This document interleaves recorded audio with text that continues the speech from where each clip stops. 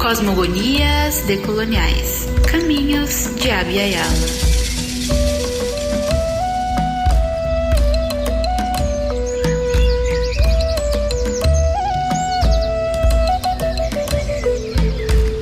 Para cada povo, uma origem. Origem do mundo, do homem, da vida como nós a vemos. Seu mito fundador, sua cosmogonia. Desde o início da história humana, a crença em divindades metafísicas e a religiosidade surgiram como respostas ao medo do desconhecido, nas forças da natureza que não se controlam e da própria morte. São muitas narrativas, tão diversas e únicas que trazem na forma de mito o sentido de pertencimento, a afirmação do direito de ser e estar nos mesmos lugares dos antepassados.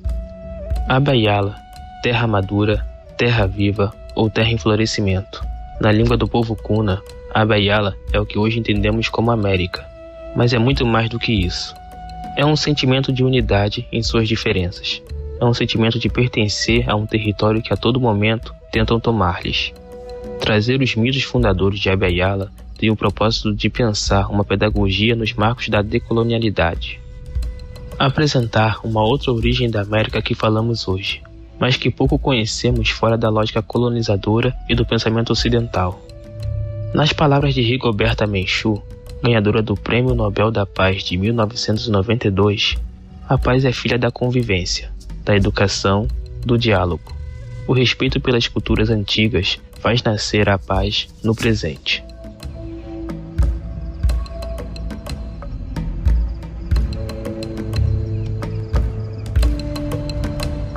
Neste episódio, vamos falar sobre o povo Baré. Para falar sobre a cosmogonia do povo Baré, temos como convidado o professor Emerson Baré, que fez sua graduação em Pedagogia pela Universidade Federal de São Carlos, é mestrando num programa de pós-graduação em Linguística e Línguas Indígenas no Museu Nacional, além de membro do APG, do NEAB e membro do Departamento de Adolescentes e Jovens Indígenas do Rio Negro, este ligado à Federação da Organização Indígena do Rio Negro, e apoiador da Rede de Comunicação Indígena de São Gabriel da Cachoeira.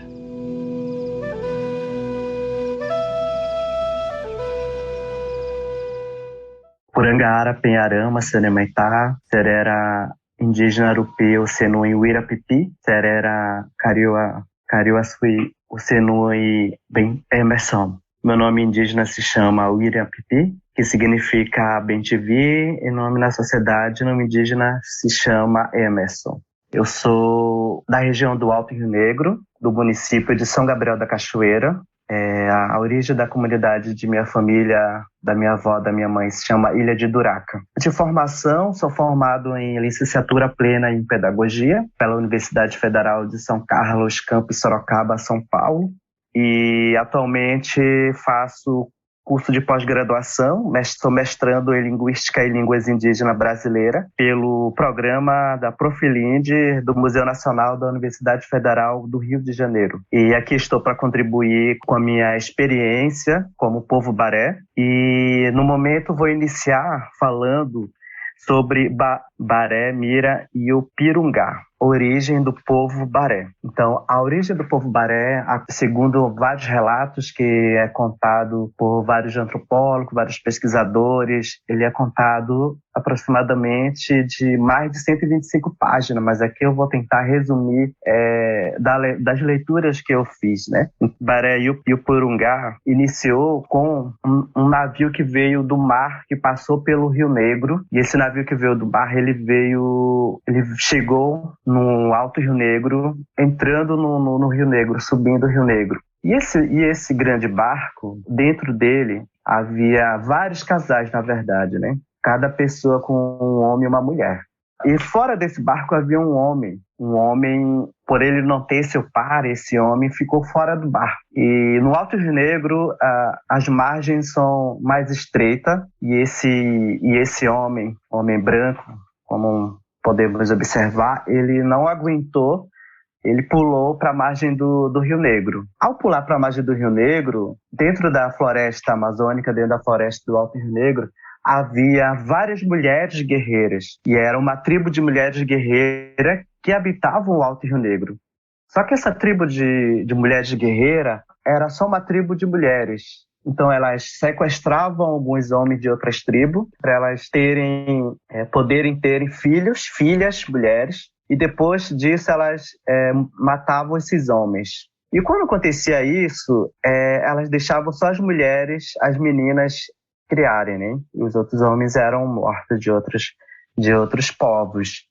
E com isso elas já acharam esse homem branco, diferente, e elas já capturaram para serem o reprodutor delas. E elas fizeram ele passar por vários rituais de guerreiro, de caça, ensinaram ele a fazer tudo, e deram o nome dele de Mirabuia. Mirabuia significa gente cobra. Gente cobra quer dizer que eles não sabem de onde surgiram, que era uma pessoa diferente, de cor branca, e aí falaram que para nós, povo Baré, Mirabuia gente cobra é algo encantado, uma cobra que veio do Rio Negro, que é encantado, que se transformou em homem.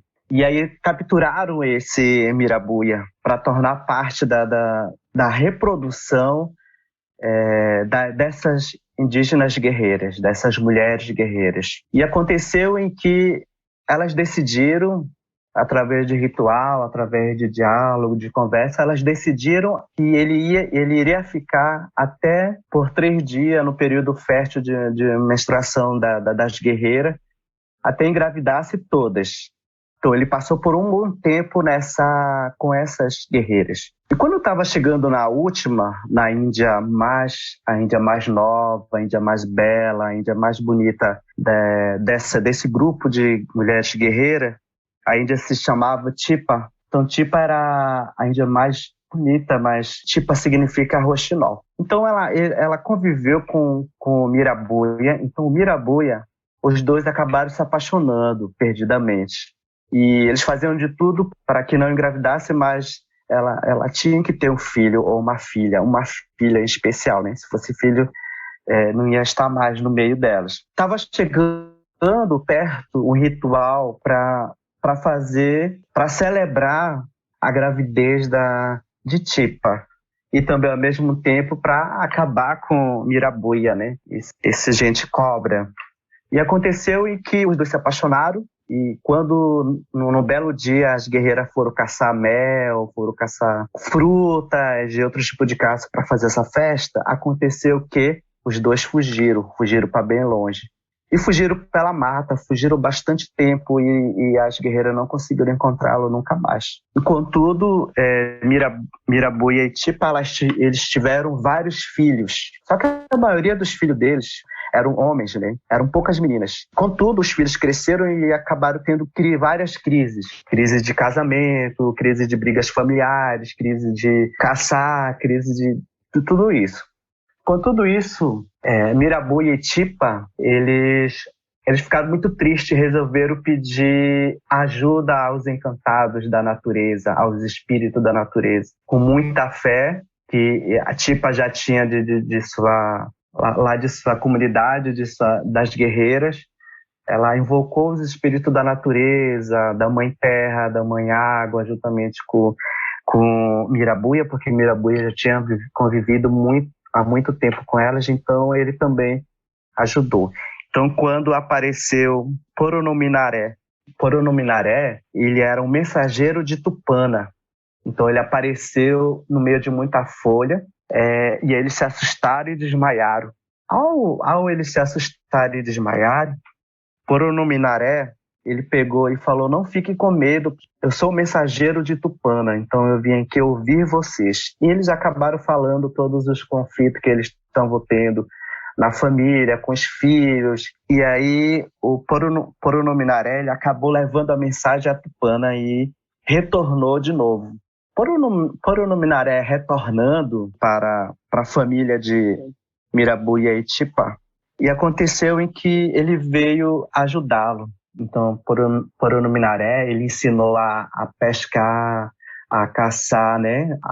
A fazer canoa, a fazer remo, a fazer várias coisas que eles precisavam para sobreviver com aquela grande família que eles estavam. Então, com tudo isso, eles foram aprendendo a trabalhar, a utilizar a natureza para o seu bem maior. Então, certo dia, já estava acabando a estadia de Poronominaré, então eles resolveram, por causa dessa crise que Mirabu e Etipa tinham muitos filhos, eles resolveram retomar as guerreiras indígenas, as guerreiras, grupo de guerreiras que tinham só mulheres. Poronominaré se despediu, foi embora, já ensinou tudo a eles e eles resolveram ir. Só que Poronominaré ele não ensinou eles já a remar, só ensinou a fazer. E aí eles não conseguiam remar, não conseguiam, eles se alagavam, o rio fazia eles voltar de novo, porque eles tinham que subir o Alto Rio Negro, o rio, né, o Rio Negro. Com tudo isso, Tipa e Mirabuia, eles invocaram de novo Poronominaré. E Poronominaré voltou e falou a eles, o mensageiro de Tupana, e disse que eles tinham que usar a inteligência, tinham que observar mais, tinham que colocar mais ficar tudo na memória deles, todo o ensinamento que ele tinha passado para eles, de que eles eram muito inteligentes. A família deles era muito inteligente e que faltava fazer essa prática na família de Mirabu e Etipa. E aconteceu em que um certo dia eles tentaram, conseguiram, mas voltaram de novo, porque eles utilizaram várias madeiras que eram longas e conseguiram andar, mas no fundo do rio não tinha mais. E certo dia eles observaram uns patinhos nadando, né? Utilizando as patinhas deles e nadando contra o Rio Negro. Acontece que eles observaram e falaram, nossa, então o remo ele serve para isso. Ele serve para a gente remar e se locomover contra o Rio Negro. Então, que foram aprendendo por vários meses a remar, a ter direção, a saber utilizar a canoa e o remo. E eles decidiram retomar essas mulheres guerreiras, invadir o território delas, o povo delas. Mas eles não foram invadir eles não foram invadir com o pensamento de matá-los, foram invadir com o pensamento de unir aquelas mulheres aos filhos de Tipa e Mirabuia. Aconteceu que Tipa ela conhecia todos os rituais de seu antigo povo, conhecia todos os rituais, e que foi que planejaram de como eles iam dominar aquelas mulheres guerreiras, que elas já eram muito fortes, muito espertas, sabiam utilizar vários arcos e flecha e outros tipos de arma para poder se defenderem. E Tipa falou em que tinha um momento de rituais que elas faziam, em que elas iam caçar, depois elas voltavam, iam descansar e deixavam a arma delas num determinado lugar, todas as armas. E aí eles planejaram e conseguiram de manhã cedo pegar essas armas e fazer. E Tipa começou a falar, começou a chamar todas elas, com certeza na língua indígena de Tipa, né? Que seria o Bará, né? Que é uma língua indígena do povo Baré, que acabou, que não existe mais, que agora atualmente a gente fala em Engatu. Ocorreu em que eles conseguiram dominar esses povos, essas guerreiras, conseguiram convencer elas a saírem do povo dela, ir para a comunidade dela, para território de Mirabu e Etipa, e acabaram convivendo juntos, né? E aí eles fizeram uma cerimônia, Tipa e Mirabuia fizeram uma cerimônia no território, onde é São Gabriel da Cachoeira, na atualidade, em que eles foram escolhendo os seus pares, né? Cada mulher guerreira com a família de Mirabu e Etipa foram escolhendo e foram casando e foram tendo filhos e netos e foi criando. E daí iniciou-se o povo Baré, né? Que veio da família dessas mulheres guerreiras, juntamente da família com Mirabu e Etipa. E a origem do povo Baré iniciou-se aí. Eu acho que a história iniciou com Mirabuia sendo pego pelas guerreiras. Mas daí eles começaram a ter um novo povo, que é chamado povo Baré, né? E esse povo Baré foi procriando, Mirabu e Aitipa, eles estavam muitos velhinhos e eles não estavam mais conseguindo liderar todo esse numerosas famílias que estavam criando.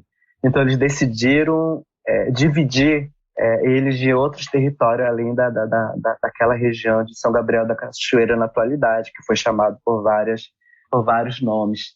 E foi dividido no percurso do Rio Negro todas essas famílias do povo Baré, né?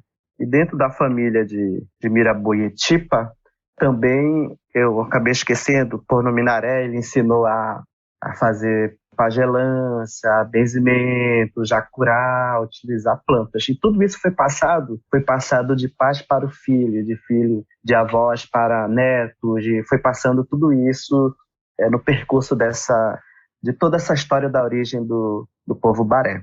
Aconteceu então em que começou a espalhar várias famílias no percurso do Rio Negro, vários barés. Com tudo isso que aconteceu, eles foram...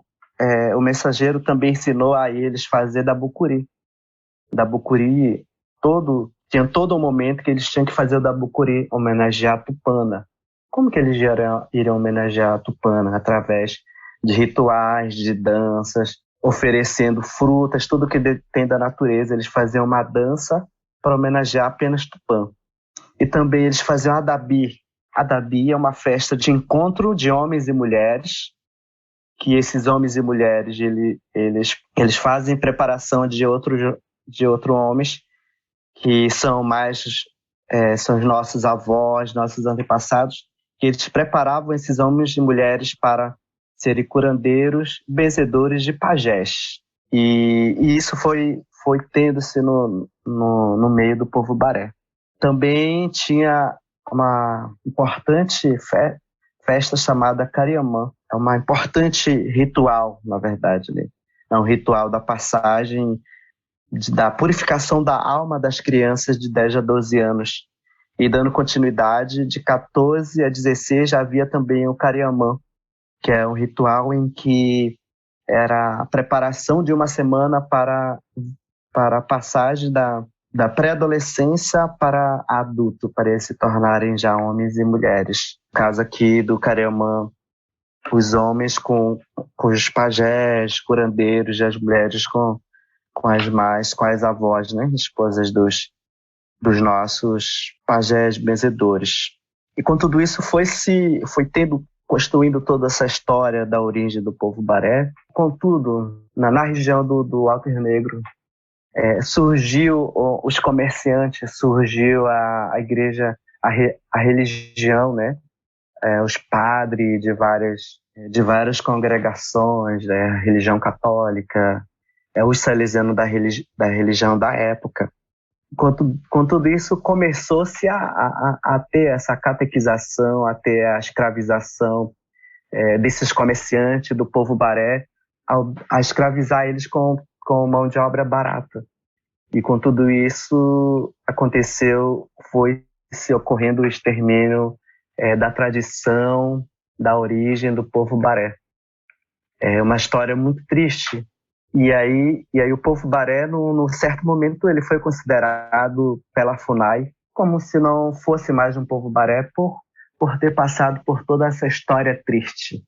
Então aqui nós temos que conhecer o povo Baré, temos que aprender nas comunidades indígenas sobre essas histórias e também aprender aqui, como eu por exemplo, estou aqui na academia estudando através de eventos, através de congressos, através de fóruns, movimento indígena, através de referências biográficas, através de vários meios em que eu posso acessar para poder fazer essa comunicação, para dizer como que nós, aqui eu falei resumidamente, como que a origem do povo Baré e como está dando continuidade na atualidade. Então, essa mensagem é mais para os povos indígenas ter respeito, para os povos indígenas ter o mínimo de ter paz no meio em que vive, na natureza, seja na comunidade, seja aqui na academia, nas cidades grandes. E com tudo isso, aqui finaliza a origem do povo Baré, mas a todo momento eu vou estar abordando, retornando de novo a estar comentando da origem do povo Baré. Existem vários mitos que fala da origem do povo Baré, como Curucuí, Buburi e Adana. Também ele conta é um mito que conta sobre um pouco do povo Baré. E existem outros mitos diversos em que podemos estar abordando nas escolas, podemos estar abordando nas séries iniciais, com os adolescentes, pré-adolescentes e adolescentes. E dando continuidade à minha apresentação do povo Baré, conto aqui um pouquinho da minha história como um Baré. Então como eu me apresentei, eu sou da origem, da comunidade de origem Ilha de Duraca, que fica da outra margem, mais um pouquinho abaixo da cidade de São Gabriel da Cachoeira. Então eu convivi lá nos primeiros anos de vida com minha avó, participando das tradições da Bucuri, participando de outros rituais que, na época, quando eu era criança, a minha avó participava e me levava e falava a língua Nhangatu comigo. E quando, então, a minha família resolveu ir para São Gabriel para eu poder estudar e ter acesso à educação. Então, quando eu chego lá na cidade, eu sofro esse preconceito através de outros parentes que já falavam português e na escola eu acabo sofrendo tudo isso e acabo deixando de falar em Nhangatu e querendo falar mais de português. E venho com isso na mente, estudando, terminando. E chegando no ensino médio, acontece que eu conheço um movimento de adolescentes e jovens indígenas do Alto Rio Negro, que está atualmente existe, dentro da FOINE, dentro da Federação das Organizações de Indígenas do Alto Rio Negro. E acabo me sensibilizando com a história da origem do povo a qual eu pertenço. Então, desde 2007 ou antes, eu acabo me sensibilizando e acabo me identificando e acabo trabalhando e acabo fazendo tudo que eu posso para não perder essa identidade como Baré. Através de quê? Através do Nhangatu, da fala do Nhangatu, através das comidas, através de algumas danças que existem em São Gabriel e outros povos outros povos e parentes que eu posso estar presente. Então, com tudo isso, eu volto a me identificar, lutar e estar sempre pesquisando, sempre contribuindo em diversas plataformas de comunicação como esse, por exemplo, está me falando um pouco do povo Baré, para ter o respeito e para que nossos direitos não sejam desrespeitados, né? Pois sabemos que na atualidade nossos direitos estão sendo desrespeitados, né? Constituição de 88, direito à terra, direito a tudo que nós temos direito, na atualidade estão tentando tirar o que é de direito nosso. Então, nós como protagonistas, nós como povos indígenas, nós como cientistas que estamos na academia indígena, nós estamos aqui para quebrar esse estereótipo de que índio é tudo igual, de que índio do Amazonas é mais índio de quem está no Sudeste, de que índio do Amazonas que vem para cá, vem para as academias, está tirando o lugar de alguém na universidade. Não, nós estamos aqui pela luta dos nossos ancestrais, pela luta de nossas lideranças da atualidade, pela luta de vários movimentos indígenas. Então, eu nada mais do que justo dar continuidade a essa luta em que quem vai ver, quem vai estar usufruindo dessa luta são o futuro do Brasil, as crianças indígenas, os jovens indígenas, a população brasileira. Com tudo isso, a minha história dá continuidade na Universidade Federal de São Carlos. Na Universidade Federal de São Carlos, eu venho para fazer o curso de pedagogia. Quando chego na universidade, sofro preconceito por ser indígena, por estar tomando o lugar de alguém dentro da universidade. E, ao mesmo tempo, os universitários ficam felizes por vir indígena lá da fronteira da Colômbia e Venezuela, do Alto Rio Negro, ver algo exótico, ver algo que está tradicionalmente vestido, pelado, cocá e essas coisas que nossos povos indígenas ainda fazem no Alto Rio Negro, mas em momentos especiais, quando chega aqui eu sofro esse preconceito. Na universidade acabo quebrando toda essa visão, pelo menos as pessoas que me ouviram estiveram naquele momento.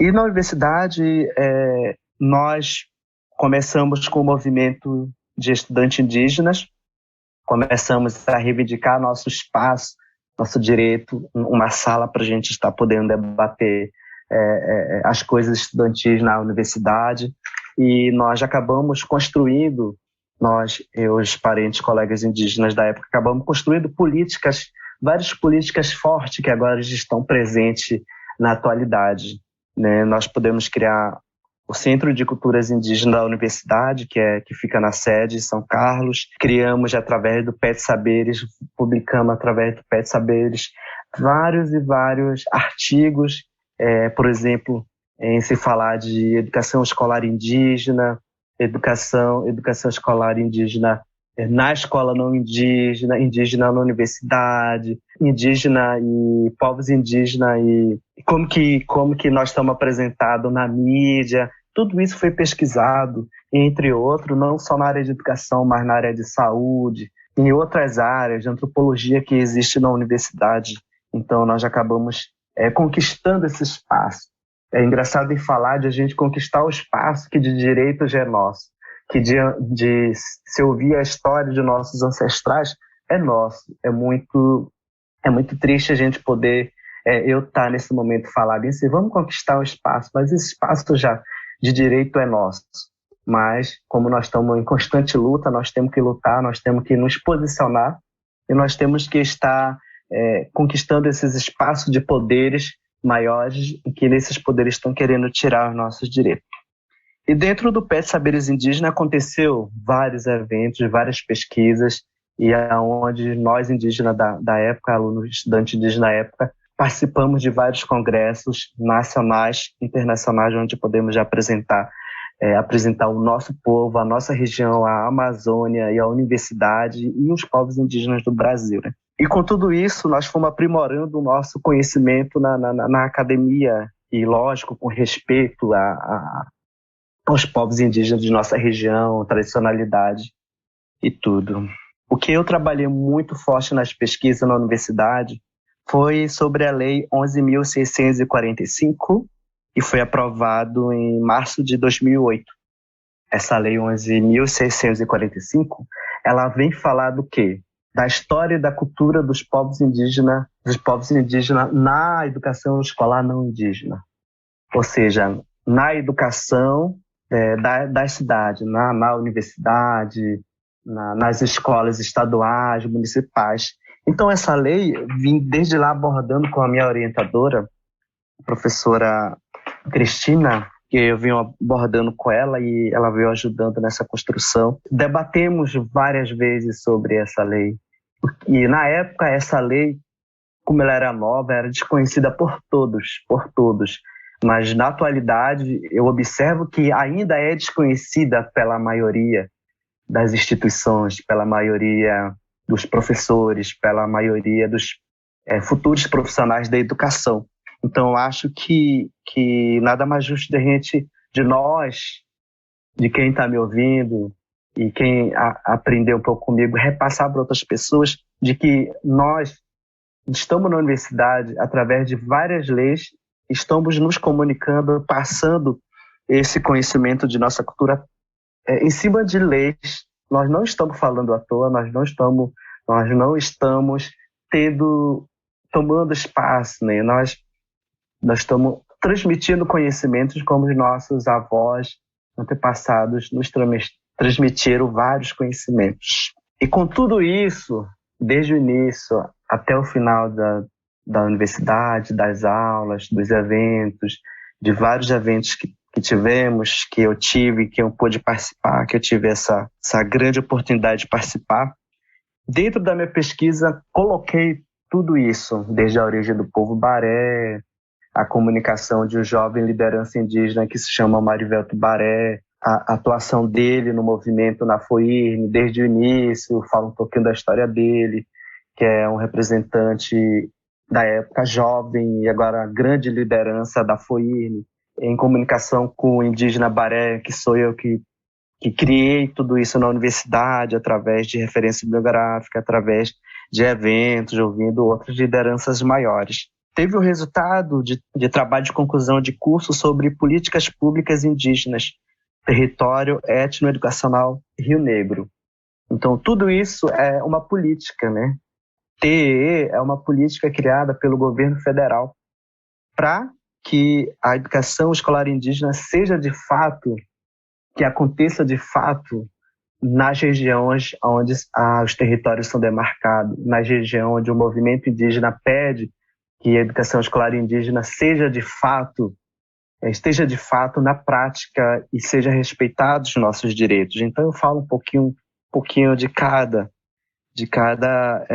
essas pesquisas, essas leituras que eu fiz. E para finalizar minha contribuição aqui, até no momento, eu estou na luta, eu faço parte de vários coletivos indígenas, tanto no contexto urbano, tanto nas comunidades indígenas, na luta pela terra, na luta pela vida, na Marcha das Mulheres, que nós participamos em Brasília, no primeiro Fórum de Educação Superior Indígena e Quilombola, que aconteceu também em Brasília.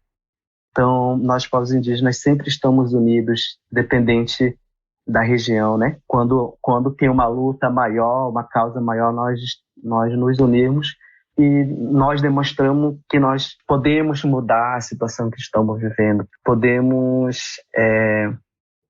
É triste se falar de estarmos, né, tentando lutar pelo direito que de fato já está na Constituição, de fato que já é nosso, né? E esse governo atual que vem nos tirar tudo isso, tirar terra, derramar sangue, poluir a mata, poluir o rio através de agronegócio, através de garimpo, através de usinas, entre outros. Então aqui eu quero deixar a minha mensagem a todos que estão ouvindo, finalizando a minha contribuição aqui neste belíssimo trabalho. Contudo, venho aqui finalizar e agradecer pelo espaço neste projeto que estamos contribuindo. Então, Cueca Tureté, um forte abraço a todos, até em breve.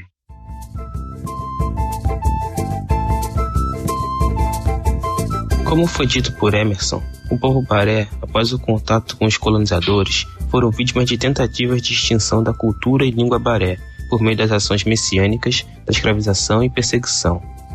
Mas o rumor do desaparecimento do povo Baré perdura há muito tempo, pois até mesmo Darcy Ribeiro também considerou este povo extinto. Porém, o povo Baré continua vivo e estão localizados no território federal Amazonas. Os Baré vivem ao longo do rio Chié e no alto curso do Rio Negro, acima da foz Uapés, locais para onde foram obrigados a migrar por conta da invasão dos exploradores e uma história marcada pela violência. A área é ocupada principalmente pela etnia Baré e o Arequena. Cerca de 60% dos indígenas se identificam como Arequena. Aproximadamente são 140 sítios e povoados, no qual residem cerca de 3.200 pessoas. Vivem nas margens do rio e dele tiram proveito para suas atividades, como higiene pessoal, pesca, transporte e preparação de alimentos. Também praticam agricultura de subsistência, plantando mandioca, banana, batata, cana, caju e abacaxi. E por fim, produzem farinha, beiju, tapioca e outros pratos. A maioria vive em comunidades que, geralmente, são conjuntos de casas de pau a pique e um amplo espaço de areia limpa, com a presença de escolas, posto médico e capelas. Porém, existem também comunidades que possuem apenas casas de moradia. Os principais povoados são Cucuí, Vila Nova e Cué-Cué. A origem linguística do povo Baré é familiar dos Aruac. Atualmente falam uma língua franca, o Yangatu, que foi muito difundida pelos carmelitas no período colonial e atualmente é uma marca de sua identidade cultural. Ainda assim, algumas comunidades do Alto Chié ainda falam o Arequena. O Yengatu é uma forma simplificada do tupi antigo, a língua falada na maioria do Brasil nos primeiros momentos da colonização portuguesa, e que, com o tempo, foi adaptado e disseminado pelos missionários jesuítas. As comunidades localizadas abaixo da cachoeira de Cumati, como Nazaré, Yoco, Campinas e Vila Nova, possuem uma população majoritariamente protestante, com grande influência da missão Novas Tribos do Brasil. Já as comunidades localizadas acima da cachoeira Cumati, como Tunu, Umarituba, Tucano e Anamim, são católicas. Nas festas de santo, em junho, há bastante comida, bebida, rezas e danças por vários dias seguidos. Porém, essa população também manteve as tradições anteriores ao contato com o catolicismo, como a mitologia e os conhecimentos ancestrais dos pajés. Mesmo com essa divisão geográfica e religiosa, ainda há casamentos entre pessoas de cima e de baixo da cachoeira, e suas relações sociais geralmente são amistosas. A população do Rio do Chié costuma trabalhar na extração de fibras de piaçabeira, uma atividade que, geralmente, dura do mês de outubro até fevereiro do ano seguinte. Os indígenas primeiro iniciam um período preparatório, dedicando a maior parte do tempo de trabalho às atividades de pesca, caça e coleta agrícola. Em seguida, ocorre o deslocamento para as barracas de Piçava, situadas acima do rio. Esse deslocamento pode durar até 2 meses, dependendo da distância da comunidade até o ponto da barraca. Portanto, trata-se de um ciclo anual em que as atividades extrativistas não estão desassociadas das demais atividades cotidianas da vida dos Baré e o Arequena, como as tarefas de caça, pesca, tarefas domésticas, agricultura e confecção de objetos de trabalho. A atividade de extração, assim, deve ser entendida como uma atividade unificada de um sistema maior de produção da vida econômica e social da população. Mesmo após a perda da sua língua original, por conta do contato com o homem branco, os Baré ainda mantêm vivas as suas tradições, como por exemplo o Caraimã, como nos conta o professor Emerson Baré. O Caraimã é um rito masculino de iniciação para a vida adulta, onde são repassados ensinamentos e conselhos sobre viver na floresta. Os jovens passam uma semana isolados do restante do grupo, em jejum, e aprendem a fazer utensílios para a caça e tocar seus instrumentos sagrados, chamados de xerimbabos. No entanto, o ritual é secreto e fica restrito à comunidade. No final, a comunidade se reúne para tirar o saruã, o que podemos traduzir como os pecados do corpo com os golpes de adabi, uma vara trançada com fiapos de palmeira.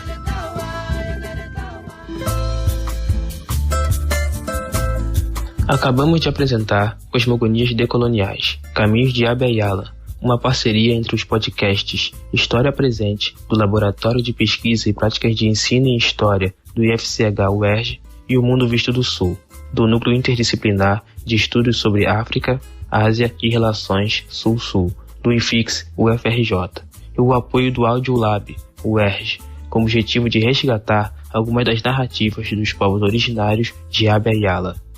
Em todos os episódios, traremos as reflexões de especialistas sobre os significados dessas cosmogonias para os povos antigos ainda tão presentes. Um pouco sobre cada um desses povos, suas histórias, os mitos e as narrativas.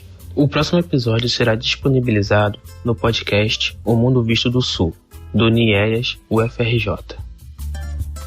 Coordenação do projeto, Jaqueline Ventapani. Vinheta, Leonardo Pereira. Pesquisa e narração, de Gabriel de Assis da Silva. Lembre-se, a pandemia ainda não acabou.